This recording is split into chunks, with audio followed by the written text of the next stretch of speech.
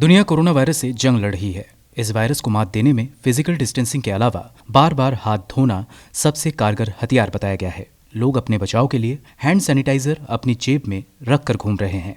मगर अफसोस की बात यह है कि केंद्र सरकार ने इस एसेंशियल कमोडिटी पर 18% जीएसटी लगाने का ऐलान कर दिया है। इस फैसले के बाद केंद्र सरकार पर आरोप लग रहा है कि उसने इस आपदा को अपना खाली खजाना भरने के अवसर में बदल दिया है।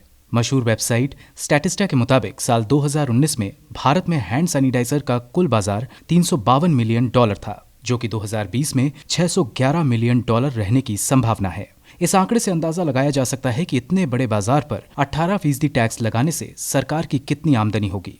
हालांकि वित्त मंत्रालय का कहना है कि सैनिटाइजर पर कम जीएसटी लगाने से ना बनाने वालों को ना खरीदने वालों को कोई फायदा पहुंचेगा। मंत्रालय के मुताबिक सैनिटाइजर को उसी श्रेणी में रखा गया है जिसमें साबुन, डेटॉल जैसे अन्य चीजें हैं और उस श्रेणी पर 18% ही जीएसटी लगता है।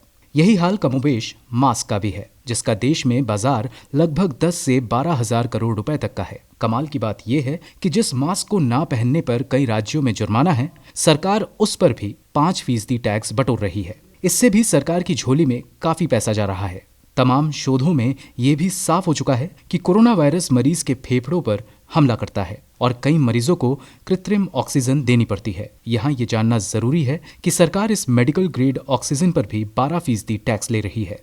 इनकी तुलना अगर सोने से करें तो मालूम पड़ता है कि सरकार ने सोने पर केवल 3% टैक्स लगा रखा है।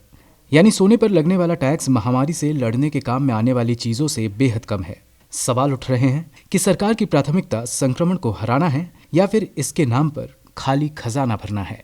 राहुल गौतम की रिपोर्ट, गो न्यूज।